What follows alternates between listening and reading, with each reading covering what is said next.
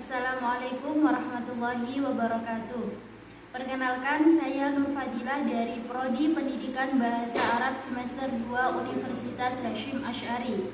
Di sini saya akan menjelaskan salah satu materi mengenai objek kajian morfologi menggunakan mind mapping, yang mana ini juga merupakan salah satu tugas dari mata kuliah Syaraf Tatbiki yang diampu oleh dosen saya, Ibu Dr. Lailatul Qamariah MPDI. Berikut penjelasan mengenai objek kajian morfologi dengan menggunakan mind mapping. Sebelum membahas tentang objek kajian morfologi, di sini saya akan menyinggung sedikit mengenai morfologi. Ada banyak definisi morfologi menurut para ahli, diantaranya menurut Dewi, morfologi adalah ilmu yang mempelajari seluk-beluk kata serta perubahan bentuk dan maknanya. Sedangkan morfologi menurut Kushartanti adalah studi gramatikal struktur intern. Kemudian Nasution juga memberikan penjelasan mengenai morfologi, yaitu cabang linguistik tentang morfem dan kombinasinya. Dari definisi tersebut dapat disimpulkan bahwa morfologi merupakan cabang dari linguistik yang membahas tentang kata. Kemudian objek kajian morfologi. Menurut Hair, objek kajian morfologi adalah satuan morfologi dan proses morfologi. Yang pertama, satuan morfologi. Di sini ada dua. Yang pertama adalah morfem dan yang kedua adalah kata. Morfem menurut Hair merupakan satuan gramatikal terkecil yang bermakna. Menurut pemakaiannya, morfem ini ada dua, morfem bebas dan morfem terikat. Morfem bebas adalah morfem yang dapat berdiri sendiri.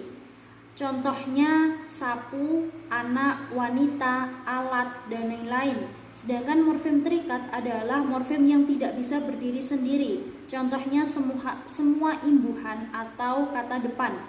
Contoh morfem siur hanya dapat melekat pada morfem simpang. Morfem gulita hanya dapat melekat pada morfem gelap. Dua definisi mengenai morfem bebas dan morfem terikat ini dikemukakan oleh Dewi. Kemudian satuan morfologi yang kedua adalah kata. Yang pertama dikemukakan oleh Khair bahwa kata merupakan satuan gramatikal dari proses morfologi. Kemudian menurut Dewi, kata merupakan satuan terkecil yang dapat berdiri sendiri serta dapat melambangkan arti. Maka dapat disimpulkan bahwa kata merupakan kumpulan dari beberapa huruf, baik diucapkan maupun ditulis, sebagai perwujudan dari ungkapan atau pikiran yang memiliki makna. Objek kajian morfologi yang kedua adalah proses morfologi, atau dalam bahasa Arab disebut dengan al-alamiyah al-morfologiyah. Di sini menurut Hair ada tiga. Yang pertama adalah dasar, yang kedua alat pembentuk, dan yang ketiga adalah makna gramatikal. Yang pertama, dasar. Menurut Hair, dasar merupakan bentuk yang mengalami proses morfologi. Kemudian alat pembentuk menurut Hair ini ada 5. Yang pertama adalah afiks, yang kedua adalah reduplikasi, yang ketiga komposisi, yang keempat akronimisasi, dan yang kelima adalah konversi. Yang pertama, afiks. Afiks merupakan imbuhan. Menurut Nasution, afiks merupakan proses atau hasil penambahan imbuhan pada kata dasar. Sedangkan menurut Kusmiati, afiks juga pembubuhan pada sebuah kata dasar. Maka dapat diambil kesimpulan bahwa afiks merupakan proses pembentukan kata melalui penambahan imbuhan pada kata dasar. Alat pembentuk yang kedua adalah reduplikasi, atau dalam bahasa Arab disebut juga dengan at-ta'kid.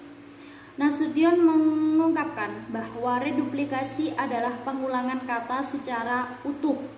Sedangkan menurut Kusmiati dan kawan-kawan, reduplikasi adalah pengulangan bentuk dasar. Dari definisi tersebut dapat diambil kesimpulan bahwa reduplikasi adalah proses pengulangan kata baik secara keseluruhan maupun hanya bentuk dasarnya saja. Kemudian alat pembentuk yang ketiga adalah komposisi. Nasution mengemukakan bahwa komposisi itu biasa disebut dengan kata majmu', atau dalam bahasa Arab adalah al-jumlah al-idhofah. Sedangkan menurut Kusmiati dan kawan-kawan, komposisi merupakan kopistum dalam tingkat morfologi. Dari sini diambil kesimpulan bahwa komposisi merupakan proses penggabungan kata melalui beberapa morfem.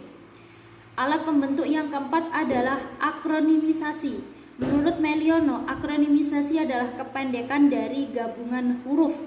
Yang terakhir, alat pembentuk menurut Haier adalah konversi. Di sini Harini mengungkapkan bahwa konversi adalah perubahan satu bentuk ke bentuk yang lain. Kemudian pada proses morfologi yang ketiga menurut Haier adalah makna gramatikal. Di sini Haier mengemukakan bahwa makna gramatikal merupakan makna yang muncul pada proses gramatika. Sedangkan menurut Lutfan dan Hadi, makna gramatikal merupakan pengambilan satu kata dan mengubahnya menjadi kata lain.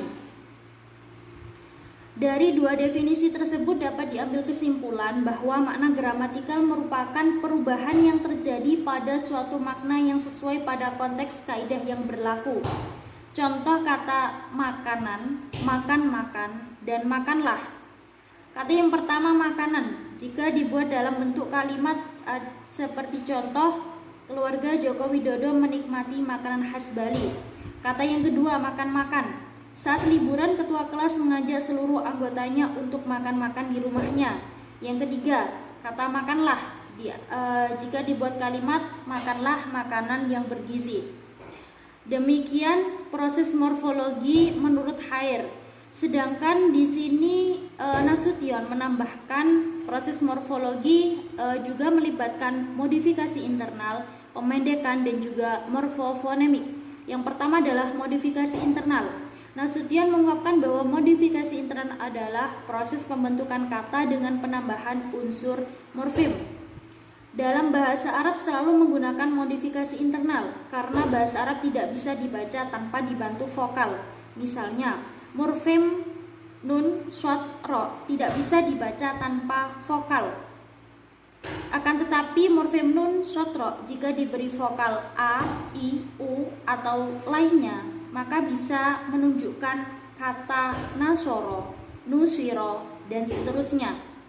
Kemudian proses morfologi yang ditambahkan oleh Nasution yang kedua adalah pemendekan atau dalam bahasa Arab disebut juga dengan an-nahtu.